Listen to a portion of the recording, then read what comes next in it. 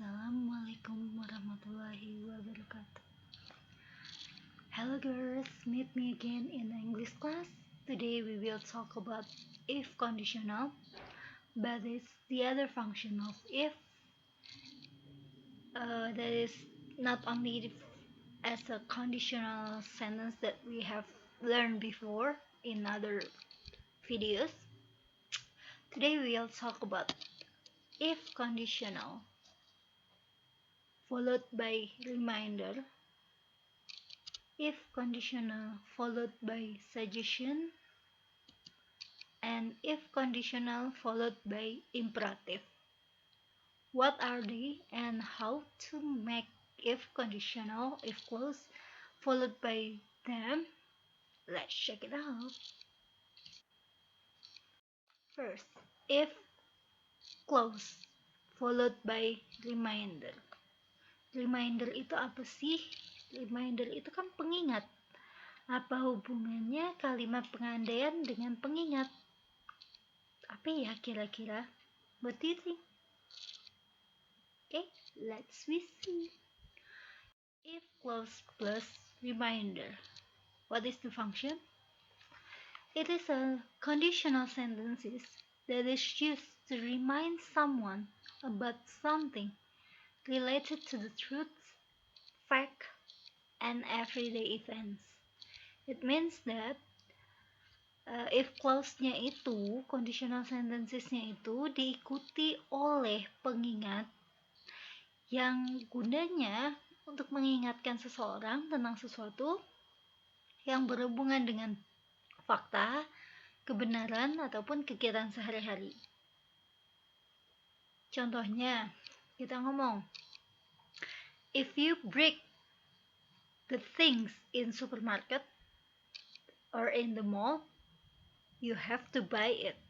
Kan kayak kita ingetin, kalau kamu mecahin sesuatu di mall atau di supermarket atau di toko, kamu itu artinya kamu beli, kamu harus membelinya. Itu kayak pengingat seperti itu. So, what is the pattern? The pattern is if conditional yang kita pakai adalah yang present. Present conditionals. Itu berarti if plus subject plus verb 1. Reminders itu menggunakan must, have to, dan should. Oke, reminders itu menggunakan must, have to, dan should. Let's check the example. As a reminder or to remind you what to do are, kita lihat contoh yang pertama. If you open the seal, you have to buy it. Oh, ini sering kita jumpai. Kalau kamu buka, ya kalau kamu kayak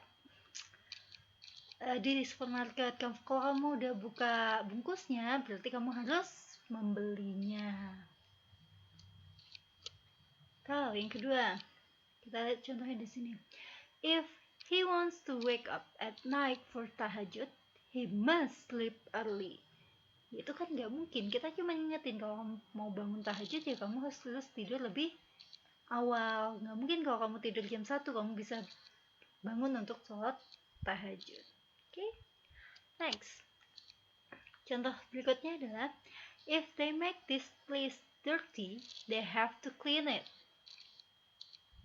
Jadi kayak kita ingetin kalau sampai tempat ini kotor, kamu kotorin lagi tempat ini, kamu harus bersihkan. Ya kayak ngingetin aja. Jadi fungsi if di sini adalah kalau kamu ngelakuin sesuatu, kamu ingetin konsekuensinya gitu. Contohnya ini, if you want a long life, you have to stay healthy. Ya kamu ingetin ya, kalau kamu hidup panjang ya kamu harus jaga kesehatan, pola hidupmu harus sehat. Kalau misalnya sekarang if you want to go out, you must wear mask gitu loh. Jadi kamu harus pakai masker, something like that lah. Oke, contoh berikutnya adalah if you want to sunbathe, you must wear sunblock. Jadi kalau pengen berjemur, kamu harus pakai sunblock. Kalau enggak ya kebakar kulitmu. Jadi as a reminder, fungsinya adalah untuk mengingatkan. Contohnya yang lainnya ini. If you drive a car, you should wear the seat belt. Jadi setiap orang mau berkendara, kamu ingat-ingat bahwa harus pasang seat belt. Kayak gitu. Jadi as a reminder, di depannya if dia melakukan apa, di belakangnya pengingatnya. Pengingat itu pakai have to, pakai must, pakai should. Oke. Next kita masuk ke yang kedua. If clause diikuti oleh suggestion. Kita tahu bahwa suggestion itu saran. Apa hubungannya dengan pengandaian? Jika kamu begini, maka sebaiknya kamu begitu. Itulah kira-kira if clause plus suggestion. Lengkapnya kita lihat. If clause plus suggestion is a conditional sentences that can be used to give suggestion to others to do something related to everyday event in order to achieve the desired result. Di sini, if clause-nya itu berguna untuk ngasih saran ke orang lain agar orang lain itu melakukan sesuatu sesuai dengan yang dia curhati ya, kayak ngasih saran biasa. Jadi kita udah pernah di kelas sebelumnya atau di video sebelumnya ada giving suggestion. Maka if clause plus suggestion di sini adalah kita cuma menambahkan jika kamu begini maka sebaiknya kamu seperti ini. So the pattern is masih dalam bentuk present condition, yaitu if plus subject plus verb 1. Suggestionnya memakai kata should, had better, atau ought to. Let's see the example. As suggestion atau ngasih advice tentang apa yang seharusnya dilakukan seseorang. Oke. Jadi suggestion itu ngasih advice, ngasih suggestion terhadap apa yang seharusnya dilakukan oleh seseorang. Let's see. Contohnya, if you get sick, you should go to the doctor. Jadi, ya udah kalau kamu sakit ya kamu sebaiknya pergi ke dokter. Jadi kayak gitu. Kalian sering menggunakan ini. If you meet a Komodo dragon, you had better run away. Jadi kayak gitu. Kalau kamu ketemu komodo, kamu sebaiknya lari. Atau ini yang sering kalian dengar dari orang tua kalian, if you are able to get married, you should get married. Gitu. The others is like this one, if you want to get a perfect score, you should study hard. Kalau ini dari semua guru kayaknya sering ya kalian dengar ya. If you want to get a perfect score, you should study hard. Jadi suggestionnya apa? You should study hard. Ini bukan reminder, tapi ini suggestion. Jika kamu pengen dapat nilai yang bagus ya kamu sebaiknya belajar dengan giat. Di sini should berarti sebaiknya. Kalau tadi should di situ berarti harus.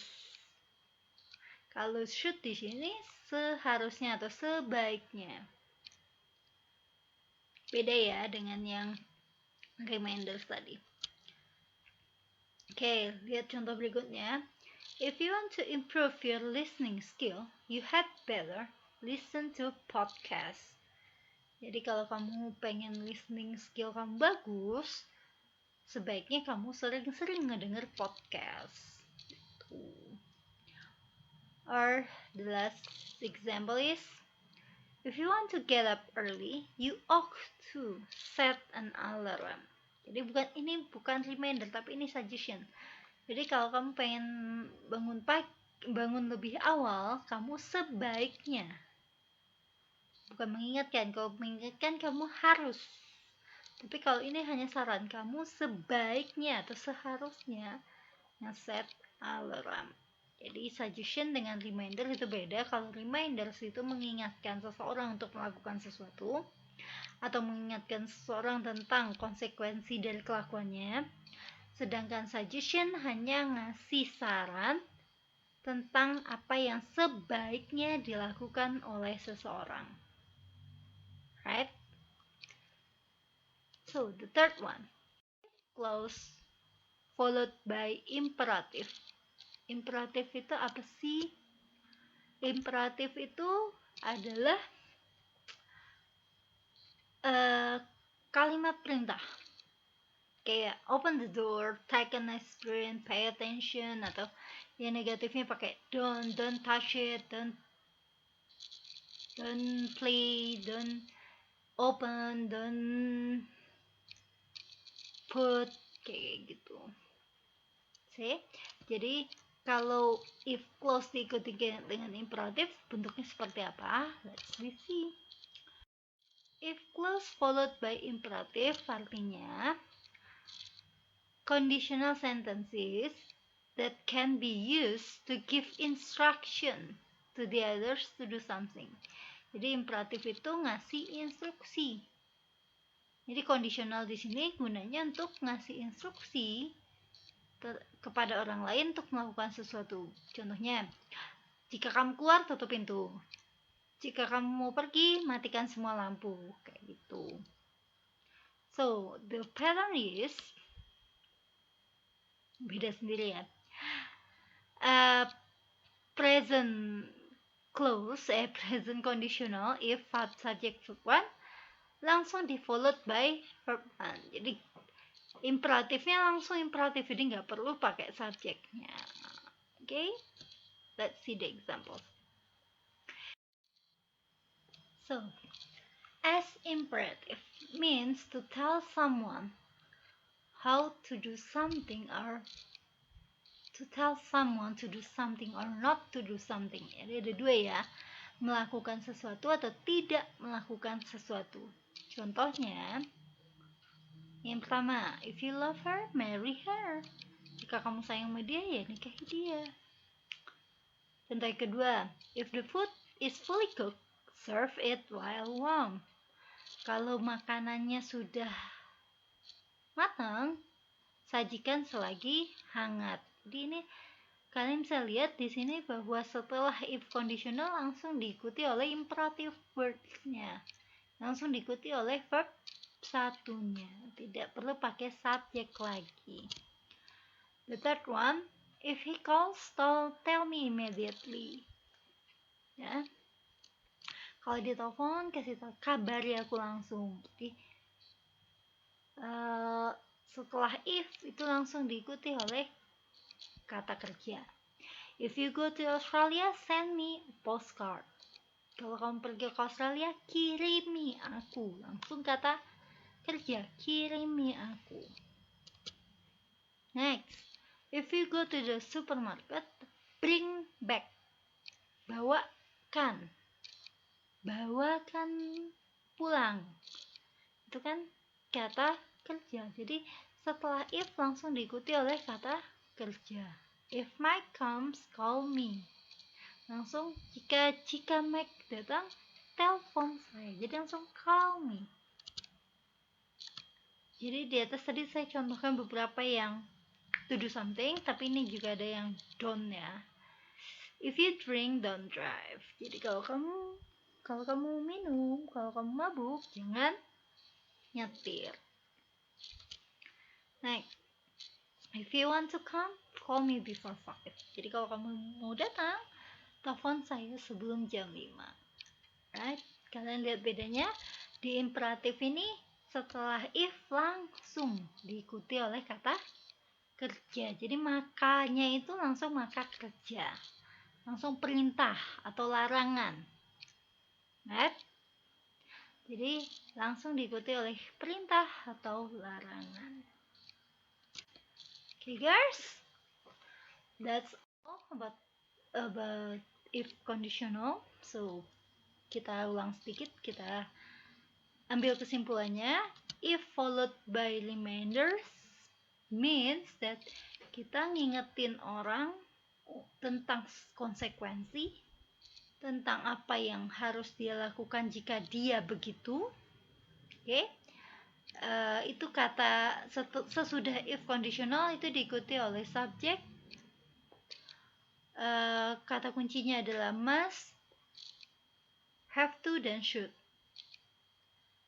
Yang kedua, if followed by suggestion, fungsinya adalah untuk ngasih advice, ngasih saran ke orang tentang apa yang harus dia lakukan jika dia begini.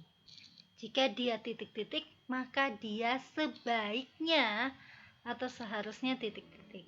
Maka rumusnya adalah if clause followed by subject plus should atau have to atau ought to.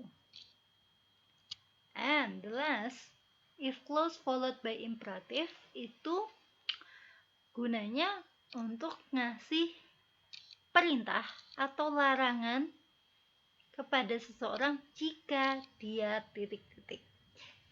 Jika dia titik-titik langsung diikuti oleh perintah ataupun larangan. Rumusnya itu if clause followed by verb 1 atau followed by don't atau doesn't verb 1. Okay, I think that's all. Thank you for your attention. Assalamualaikum warahmatullahi wabarakatuh. See you.